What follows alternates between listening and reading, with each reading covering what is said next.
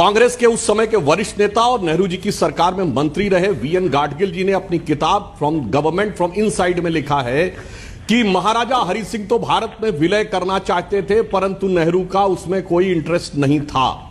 अब सुनिए, मौलाना आजाद जो कि उस समय कांग्रेस के अध्यक्ष थे, उन्होंने अपनी किताब इंडिया मीन्स फ्रीडम में लिखा कि जब शेख अब्दुल्ला ने आंदोलन चला रखा था महाराजा हरि सिंह के खिलाफ 46 में और शेख अब्दुल्ला को जेल में डाल दिया था महाराजा हरि सिंह ने, तो नेहरू जी बतौर अंतरिम सरकार के प्रधानमंत्री, क्योंकि वो सितंबर 46 में प्रधानमंत्री बन गए थे, अबे जी आपको याद होना चाहिए, इंटरिम गवर्नमेंट में उन्होंने जाकर दबाव बनाया और महाराजा हरि सिंह ने उनको भी गिरफ्तार कर लिया था।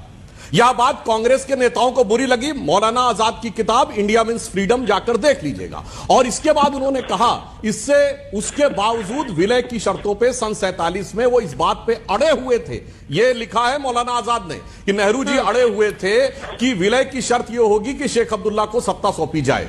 अब आप बता दीजिए, आप उस समय के अपने कांग्रेस के अध्यक्ष की बात को ठुकराना चाहते हैं। और एक तथ्य, अगर रियासतों के विलय का महकमा सरदार पटेल के पास था तो सिर्फ कश्मीर नेहरू जी ने अपने पास क्यों रखा था? प्रधानमंत्री नरेंद्र मोदी ने बोलते हुए कहा कि कश्मीर में जो दिक्कतें हैं वो इसलिए हैं क्योंकि होम मिनिस्टर होने के बावजूद बाकी स्टेट्स का मामला तो पटेल के पास रखा गया, लेकिन कश्मीर का मामला जवाहरलाल नेहरू ने अपने पास रखा। झूठ।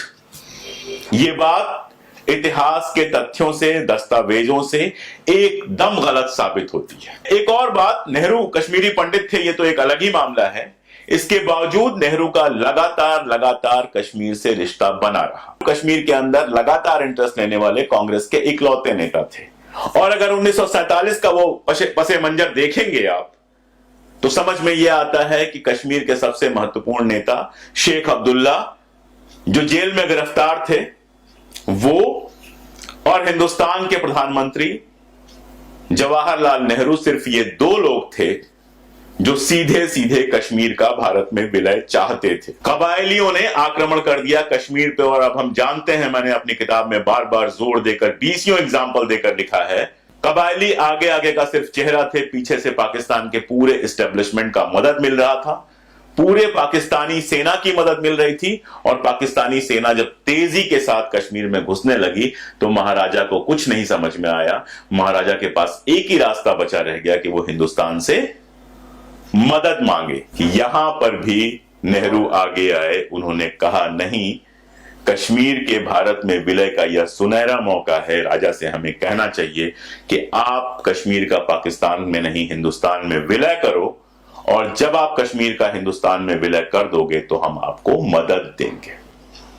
हुआ यही। वीपी मेनन को फटाफट भेजा गया, 26 अक्टूबर को सिग्नेचर हुए। उसके बाद भारतीय सेना गई, उधर शेख अब्दुल्ला को रिहा कर दिया गया। जब भारतीय सेना का टकोटा पहला पहुंचा तो जम्मू और कश्मीर में लाइट नहीं थी, क्योंकि लाइट कबायलियों ने, पाकिस्तानी सेना ने काट दी थी। तो शेख अब्दुल्ला और उनके लोगों ने टार्च जलाकर स्वागत किया। टार्च की रोशनी में अपना पहला विमान उतरा। पीपुल्स मिलिशिया बनाई शेख अब्दुल्ला ने, जिसने सेना की सहायता की, और पाकिस्तान से लंबी लड़ाई चली। और उसके बाद के किस्से तो हरि अनंत, हरि कथा अनंता है।